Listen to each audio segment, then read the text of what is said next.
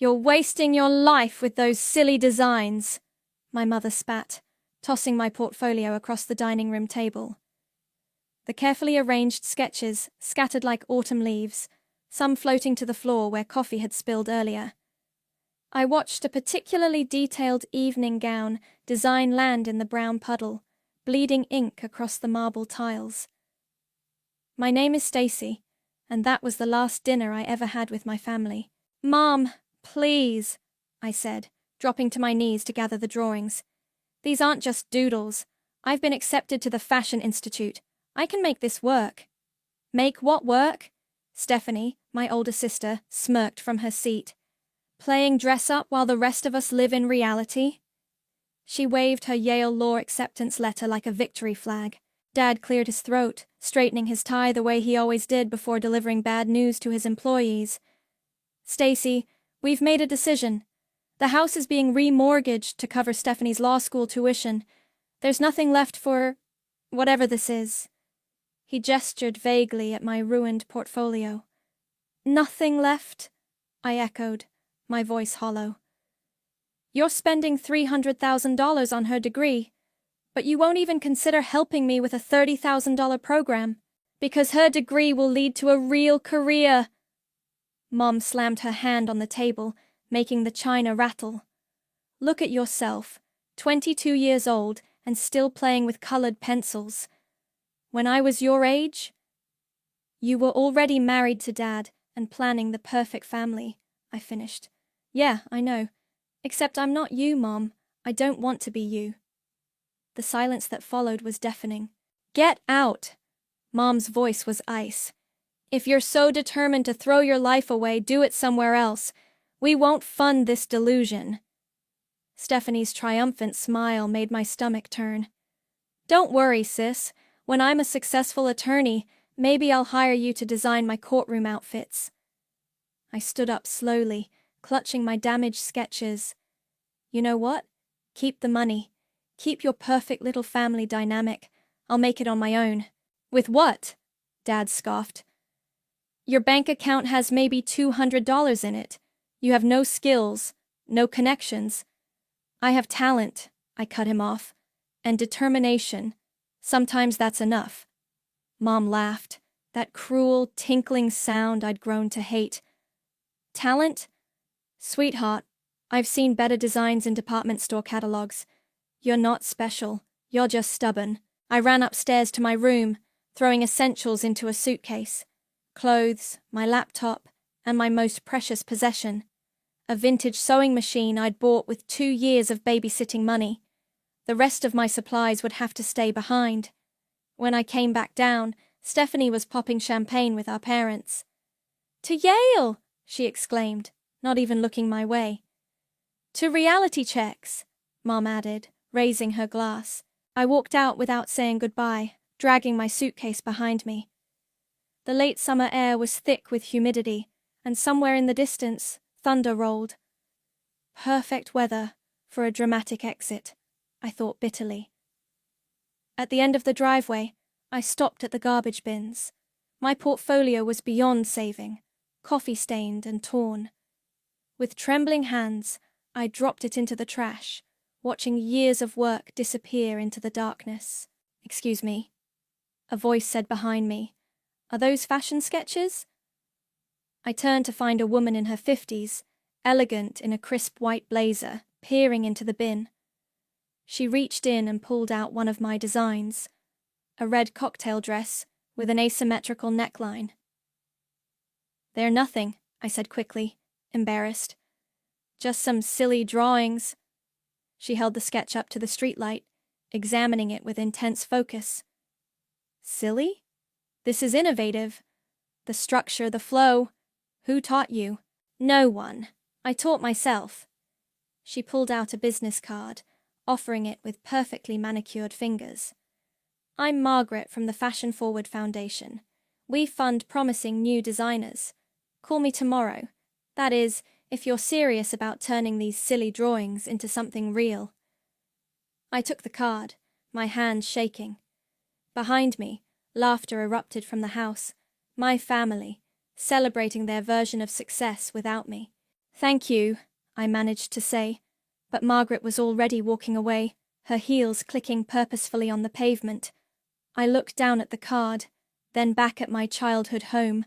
The porch light flickered once, twice, like the universe sending me a signal.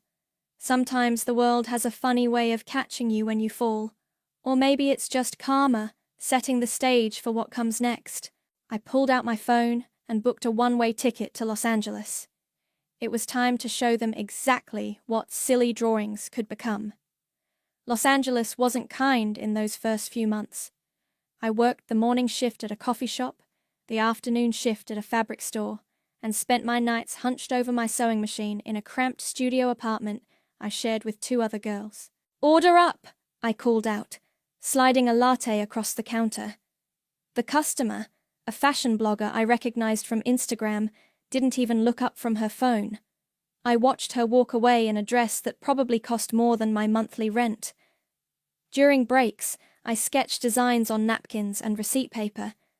My manager caught me once, rolling her eyes. "Honey, we all have dreams in LA. But right now, you're paid to serve coffee, not daydream." That night, I posted my first design on Instagram under the name Iris Noir. Just a simple black dress with an unexpected cutout back. No face, no real name, just the design speaking for itself. 3 likes, 2 from bots. "Keep going," Margaret had said during our first meeting at the foundation.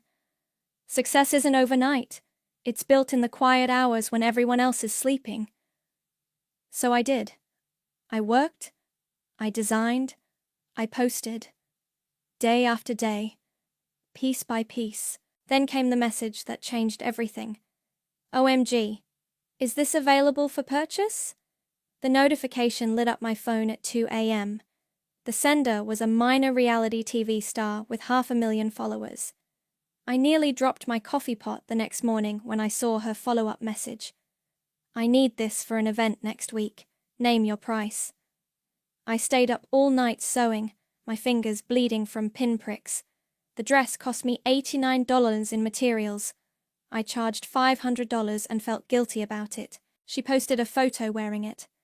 By midnight, my inbox had exploded. "Stacy!" a familiar voice called out across the coffee shop a week later. "Stacy! Oh my God!" I looked up to see Greta, my best friend from high school, waving frantically. She'd moved to LA years ago to work in PR. "I can't believe it's you!" She hugged me tight, then pulled back. "Wait, why are you working here? I thought you'd be living my dreams?" I laughed bitterly. "Yeah, well, dreams need funding." Her eyes narrowed. "Hold up, are you Iris Noir?" I nearly dropped the coffee pot. "How did you—" "The design style. I'd know it anywhere. That dress that went viral last week? Pure Stacy." She grabbed my arm. "We need to talk. Now." Over my break, I showed her my Instagram page, my sketches, my tiny workspace at home. "This is incredible," she said, scrolling through the orders piling up in my DMs. "But you're doing it all wrong. You need a website, a business plan, a proper PR strategy." She looked up at me. "Let me help." "I can't pay you. Give me 10% of the business, and we'll call it even." Within a month, Iris Noir had a sleek website and a waiting list. Greta's PR magic turned my anonymity into mystique. The designer who lets the clothes speak became my trademark. Then came the message from Case and Murray. "Dear Iris Noir," it read, "I represent a private investment group interested in emerging designers. We've been watching your growth with interest. Attached is a preliminary offer for funding, contingent on one condition. You maintain your anonymous brand identity. We believe it's your strongest asset." The number in the attachment made me dizzy. "It's legitimate," Greta confirmed after making some calls. "Case and Murray is known for spotting underground talent. But why the anonymity clause?" I thought about my family, about Stephanie's smug face, about my mother's dismissal of my silly designs. Because sometimes the best revenge is letting people wonder, I said, signing the contract. That night, I checked my sister's Instagram. She'd posted a long rant about homeless people in LA, not trying hard enough to improve their lives. The irony wasn't lost on me as I counted the coins for my bus fare home. 6 months later, Iris Noir opened its first boutique. I watched from across the street as fashion editors and influencers lined up around the block. Nobody knew that the mysterious designer was the same girl who'd served them coffee months before. My phone buzzed. A text from Greta. "You should be in there." "Not yet," I replied. "This is just the beginning." I walked past the store, just another face in the crowd, and caught a glimpse of my designs in the window. Clean lines, bold choices, undeniable talent. Everything my family said I didn't have. Sometimes success is the sweetest when nobody knows it's yours. At least, not yet. I pulled my jacket closer and headed home to keep working. After all, empires aren't built in a day. They're built in secret, one stitch at a time. "Miss Noir, your 9 o'clock is waiting." My assistant's voice crackled through the intercom. I smiled at the formality, 8 years later, and it still felt surreal hearing that name. From my office on the 48th floor, Los Angeles sprawled out like a glittering carpet. 300 employees worked below me now, none knowing their CEO's real identity. Even the cleaning staff had signed NDAs. "Kaysen," I greeted my COO as he entered. "What's so urgent?" He placed a thick folder on my desk. "The Morrison Group acquisition is complete. We now own controlling interest in Pacific West Lending." "A mortgage company?" I raised an eyebrow. "That's quite a departure from fashion." "Diversification is key," he replied with his characteristic poker face. "Though there's something specific you should see." He flipped to a page marked with a red tab. "This property." My heart stopped. There it was, my childhood address, listed under high-risk mortgages. "Your family's house," Kaysen said quietly. "They've missed 3 payments." My phone buzzed. A Instagram notification. "Stephanie Ellis Law tagged you in a post." I opened it, my jaw clenching. There was my sister, perfectly posed at our parents' annual Sunday roast. The caption read, "Another successful week. Just won a major trademark case. So blessed to have such a supportive family." Blessed and grateful, your lawyer life. The comments were full of relatives praising her success. Aunt Linda, "So proud of you, a real career woman." Uncle Rob, "That's our girl, making the family proud." "Pull up Stephanie's financial records," I told Kaysen. His fingers flew across his tablet. "She's drowning in debt, student loans, credit cards. She's been borrowing money to maintain appearances. The trademark case? She lost it. Her firm is considering termination." I leaned back in my chair, processing this information. "And our parents?" "Remortgaged the house to help cover her law school debts. Current market value is about $800,000. They owe $950. A knock at the door interrupted us. Greta burst in, her face flushed with excitement. "Have you seen the latest numbers? Iris Noir just hit $1 billion in annual revenue. We need to—" She trailed off, noticing the tension. "What's wrong?" I handed her my phone, open to Stephanie's post. She scrolled through it, her expression darkening. "Still playing perfect princess, I see. Want me to leak those financial records to page 6? "No," I said, standing up. "I have a better idea." I turned to Kaysen. "What happens if Pacific West raises their interest rates?" He adjusted his glasses. "Under the terms of their mortgage, we could legally triple their monthly payments." "Do it." "Stacy," Greta warned. "Are you sure?" "This is justice," I finished. 8 years ago, they chose to bet everything on Stephanie. Let's see how that bet pays off." My phone buzzed again. A text from Serenity, my young intern. "OMG! Someone just came in wearing an original Iris Noir to their divorce proceedings. Justice in style. I couldn't help but laugh at the timing. There's more, Kaysen added. Your father has been trying to network his way to a meeting with Iris Noir. Apparently, they want to appeal directly to the CEO for leniency. Decline it, Greta said automatically. No, I replied, surprising them both. Accept it, but not yet. Let them sweat a little first. I walked to the window, watching the fashion district bustle below. Somewhere down there, a young designer was probably sketching dreams on coffee shop napkins, just like I once did. Send them a formal notice, I instructed. Give them 30 days to bring the account current. When they can't, have them submit a written appeal. I want to see them grovel. That's cold, Greta said admiringly. I love it. My office door opened again. Ms. Noir? Serenity poked her head in. The Vogue team is here for the winter collection preview. Tell them I'll be right there. I turned to Kaysen and Greta. Let's keep this quiet for now. I want to handle it personally. After they left, I opened Instagram one more time. Mom had commented on Stephanie's post.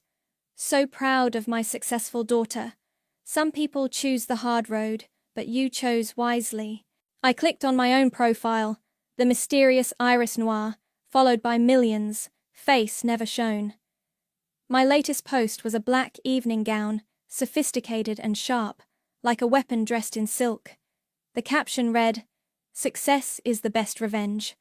The comments flooded in. Queen. Iconic. How do you keep outdoing yourself? If they only knew. I grabbed my designer sunglasses and headed to the conference room. Time to show Vogue the new collection. Designs that would be in every major store window when my family's house went into foreclosure. Sometimes Karma needs a little help getting dressed. What do you mean? Triple. Dad's voice echoed through my office speakerphone. I sat silently in the dark, listening to the conference call between my parents and Pacific West's automated customer service. As per Section 12B of your mortgage agreement, the new ownership reserves the right to adjust interest rates with 30 days' notice, the representative droned. This is ridiculous, Mom cut in. We've been customers for 20 years.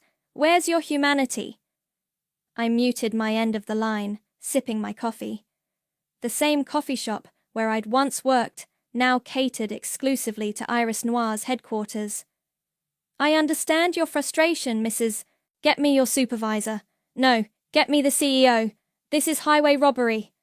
I apologize, but Iris Noir doesn't take personal appointments. I nearly choked on my coffee. The representative had just accidentally revealed the parent company's identity. On my other screen, I watched their Google searches spike. Iris Noir CEO. Iris Noir company owner. Iris Noir real name. My phone lit up with a text from Stephanie. Mom's hysterical. Need your legal expertise now. I forwarded it to Greta, who replied with a cry-laughing emoji. A knock at my door. Ms. Noir. Serenity entered with a stack of papers. The appeals are starting to come in. Your family's is on top.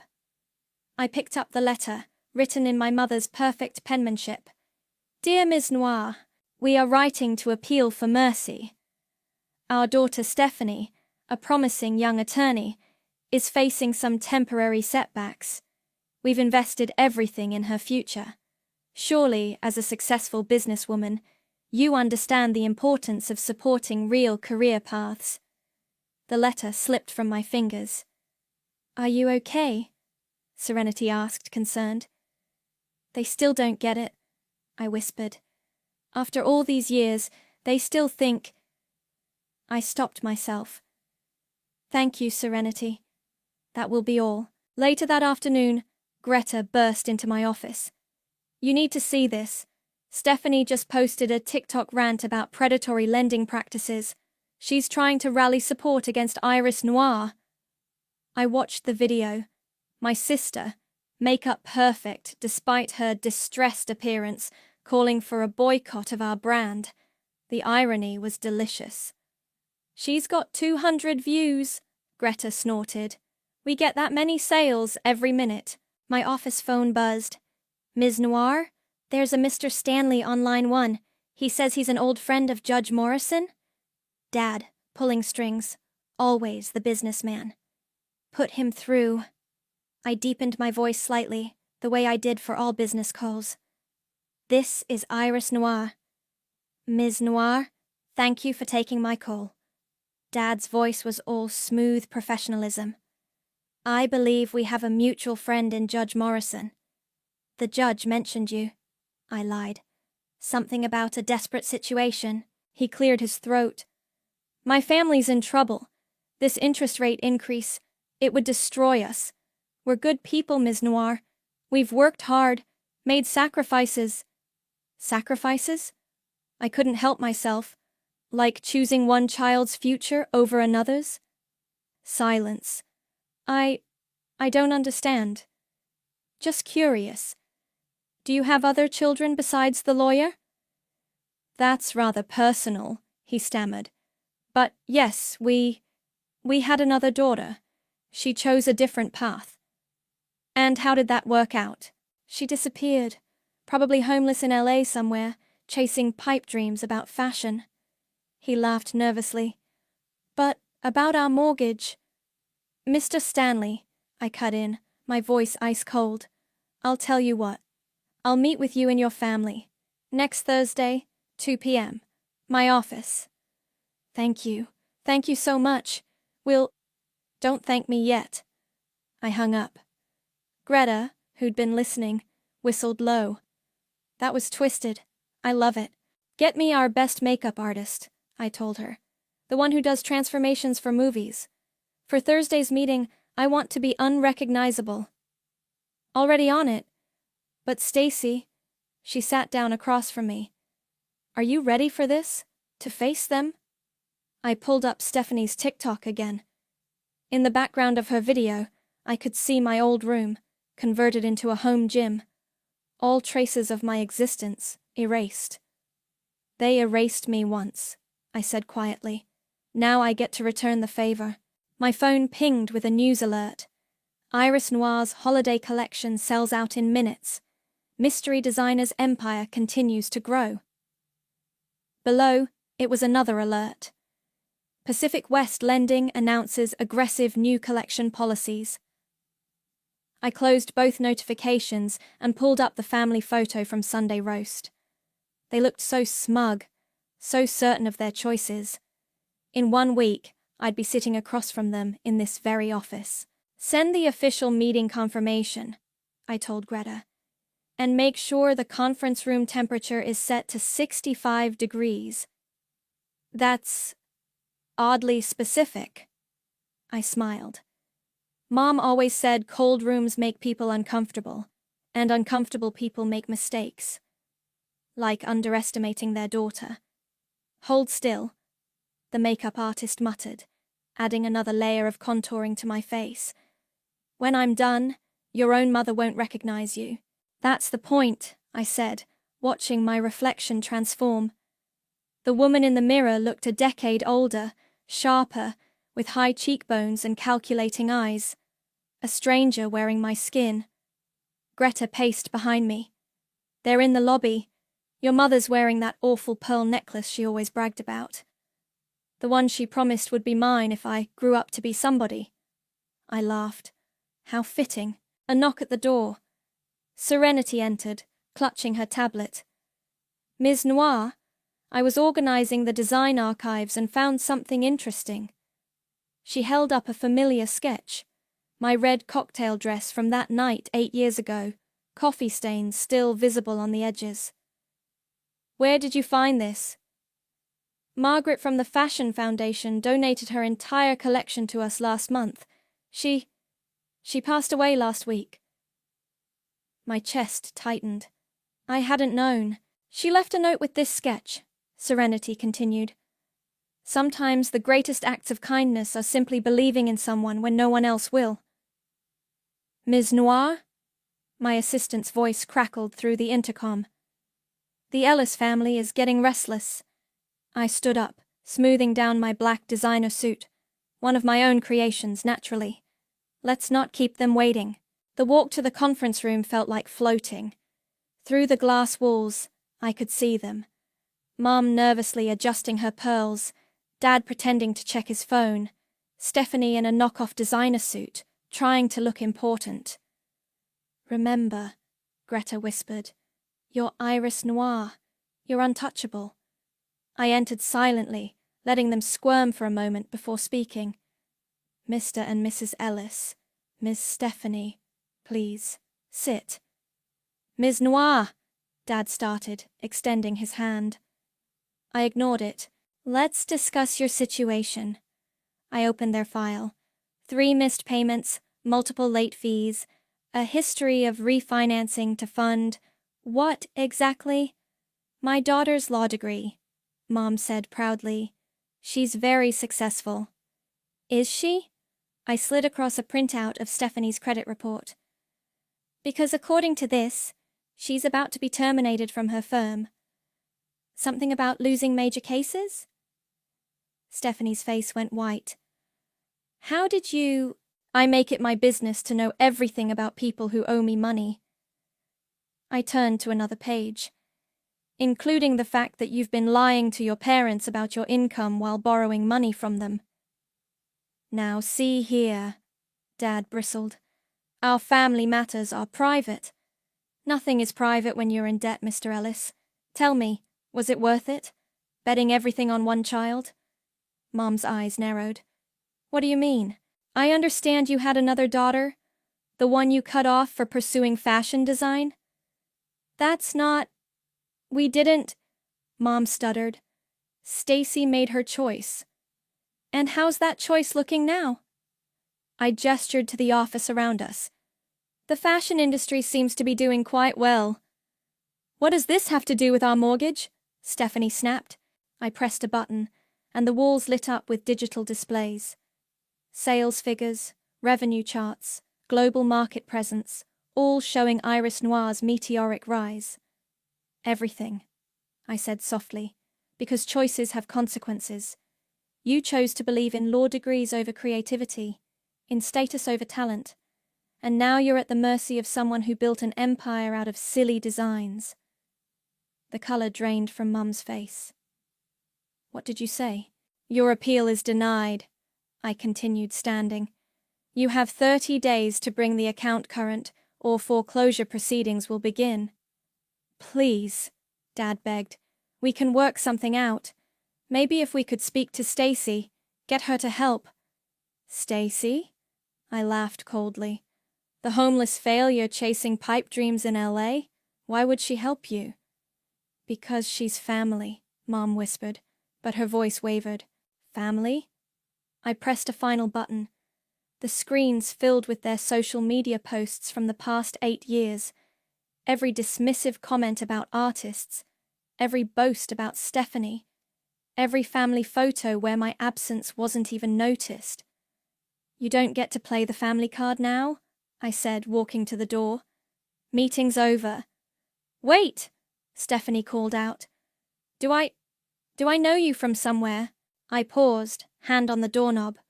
For a moment, I considered revealing everything, but looking at their desperate faces, I realized something. The anticipation of karma is sometimes sweeter than its delivery. No, I said finally, but you will. I left them sitting there, surrounded by evidence of their mistakes, and walked back to my office where Greta waited. Well, she asked, tell Kaysen to start the foreclosure paperwork. I looked out at the LA skyline. And call my stylist. For the next meeting, I want them to see exactly who they threw away. Sometimes the best revenge is served in installments. The foreclosure notice arrived on a Tuesday. I watched through the security feed as a courier delivered it to my childhood home. Mom's hand shook as she signed for it. They're here, Greta announced, exactly 1 week later. And Stephanie's wearing one of our dresses. A knockoff, obviously. How fitting. I stood before the mirror, examining my transformation. This time there was no heavy makeup, no aging contours. Just me, but elevated, polished, powerful. The real Stacy, the one they never thought I could become. Are you sure about this? Greta squeezed my hand. I've never been more sure of anything. The conference room was colder today, just as I'd ordered. Mum clutched her pearls, shivering slightly. Dad's suit looked wrinkled. He'd probably slept in his car again, based on the security reports. Stephanie paced nervously, her fake designer heels clicking on the marble floor. Please sit, I said, entering the room. My voice was my own this time, no affected accent or deeper tone. Mom frowned, tilting her head. Recognition flickered in her eyes, but confusion won out. It had been 8 years, after all. Ms. Noir, please, Dad began, his voice breaking. We've exhausted every option. We've called every bank, every friend. Even Stacy, Stephanie interrupted. We tried finding her, but she's just gone. Gone, I raised an eyebrow. Or just not looking to help the people who threw her away. We didn't throw her away, Mom protested. We were trying to protect her from wasting her life on silly designs, I finished, watching their faces freeze. Tell me, how much is that dress you're wearing worth, Stephanie? She glanced down at her knockoff. It's an Iris Noir original. No, I said softly. It's a cheap copy of my spring collection. The real one costs $12,000. I should know. I designed it. The silence was deafening. What? Mom's voice was barely a whisper. What did you say? I stood, walking to the window. You know, I used to sketch designs in this very spot. Back when I was serving coffee downstairs. Before Iris Noir existed. Before I built this tower. Before I bought the company that holds your mortgage. No, Dad breathed. It's not possible. I turned back to face them. Still think I should have gone to law school, Mother? Stephanie stumbled backward, knocking over her chair. Stacy? In the flesh. I smiled, not warmly. Though I go by Ms. Noir in this building. Mom's pearls clattered against the table as her hand flew to her throat. But you were nothing. You had nothing. I had talent and determination. Remember? The 2 things you said would never be enough? Dad stood up, his businessman facade cracking. Sweetheart, if we'd known... Known what? I cut him off. That I'd succeed. That's the problem, Dad. You never thought I could. You bet everything on the wrong daughter. Is that what this is about? Stephanie found her voice. Revenge? You're going to make our parents homeless because you're bitter? Bitter, I laughed. I'm worth billions. I have stores in 30 countries. My designs are worn by queens and presidents. I'm not bitter, Stephanie. I'm triumphant. I pressed a button, and the screens lit up with headlines. Iris Noir, the billion-dollar mystery. Fashion's most enigmatic success story. The designer who conquered the world. This building? I continued. I own it. That law firm you're about to be fired from? I'm their biggest client. That house you're about to lose? I could buy it 1,000 times over with what I make in a month. Then help us, Mom pleaded. We're family. Family? I picked up her foreclosure notice. Like when you turned my room into a gym before I'd even left the driveway? Or when you celebrated Stephanie's graduations while telling everyone I was probably dead in a ditch? Tears streaked Mom's makeup. We were wrong. We see that now. No, I said quietly. You're not sorry you were wrong. You're sorry I succeeded. There's a difference. What do you want? Dad asked. Money? Public apology? I want you to feel what I felt. To know what it's like to have everything you built crumble because someone decided your dreams weren't worth believing in. I walked to the door, then paused. You have 24 hours to vacate the property. Consider this your official notice. Stacy, please, Mom called out. I turned one last time. It's Ms. Noir. Stacy was the daughter you threw away. I'm the woman who rose from those ashes. The door closed behind me with a satisfying click, leaving them in the cold room with nothing but the weight of their choices. And outside, the Los Angeles sun shone brilliantly on the Iris Noir logo, 48 stories high. I made it halfway to my office before the clicking of heels behind me grew louder. You vindictive bitch! Stephanie's voice echoed through the hallway. Security moved to intercept her, but I held up my hand. Let her through. She stormed into my office, mascara streaking down her face. You orchestrated all of this. You bought that loan company just to destroy us. Funny how karma works, isn't it? I settled behind my desk. Almost as funny as your fake designer dress. I lost everything because of you. No, I corrected her. You lost everything because you couldn't admit failure. How many cases did you actually win this year, Stephanie? 2? 3? The door burst open again. Mom and Dad rushed in, security guards trailing helplessly behind them. Enough! Dad shouted. You've made your point, Stacy. You're successful. You won. Now stop this madness. I pressed the intercom. Greta, bring in the file. Moments later, Greta entered with a thick manila envelope. She shot my family a disgusted look before placing it on my desk. What's that? Mom asked, her voice trembling. 8 years of receipts. I started laying out papers. Every nasty social media post. Every time you told relatives I was probably dead or homeless. Every celebration photo where you proudly proclaimed having one perfect daughter. Every loan you took out to maintain Stephanie's facade of success. We were worried about you, Mom whispered. Really? I pulled out my phone, playing a saved voicemail. Mom's voice filled the room. Honestly, Linda, it's better she's gone. At least now we can focus on our real achiever. Mom's face crumpled. I didn't mean... You meant every word. I stood up. Just like you meant it when you said I'd never be more than a seamstress begging for coins. Stephanie slumped into a chair. So what happens now? You throw us out on the street? Destroy our lives completely? You did that yourselves. I walked to the window. The house goes up for auction next week.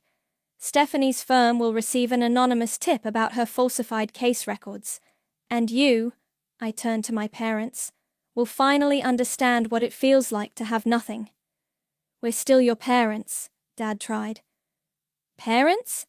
I laughed. Parents support their children. Parents believe in dreams. You were just investors who backed the wrong horse. And what about you? Stephanie shot back. Living behind a fake name, hiding your face for years. Some success story.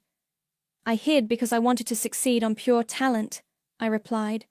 No family connections, no handouts, no advantages, just skill and determination.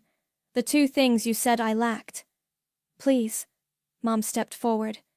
Give us another chance. We can be a family again. A family? I pressed another button on my desk. The walls lit up with photos. Me at fashion shows, accepting awards, opening stores worldwide. I built my own family. People who believed in me. People who saw my worth. The door opened again.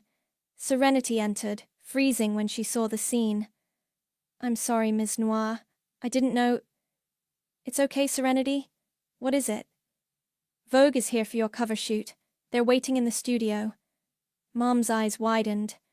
Cover shoot? Yes, I smiled. Iris Noir is finally revealing her identity. Imagine the headlines.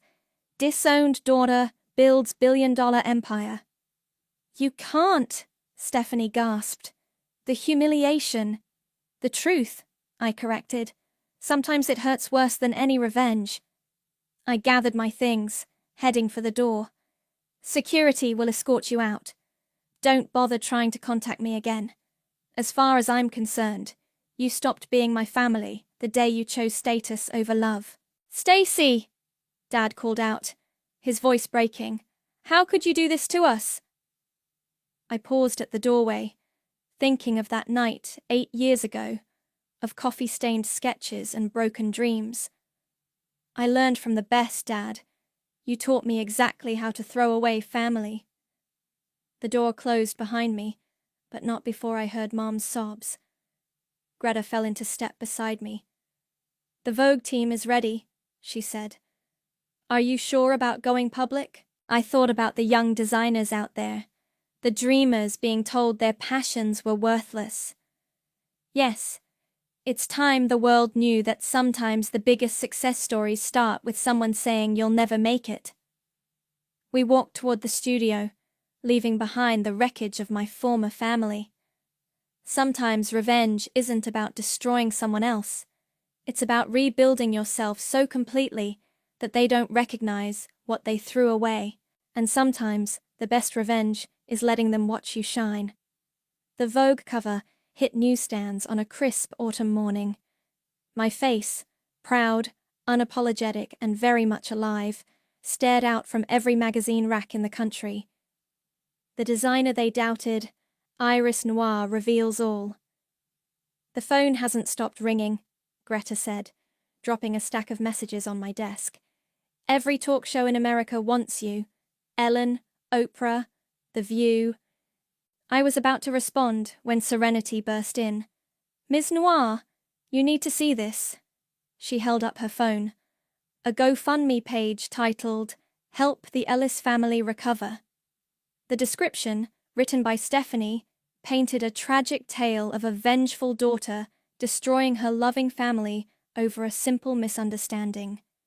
It has $12, Serenity added, and one of those was from me because I felt bad. I couldn't help but laugh.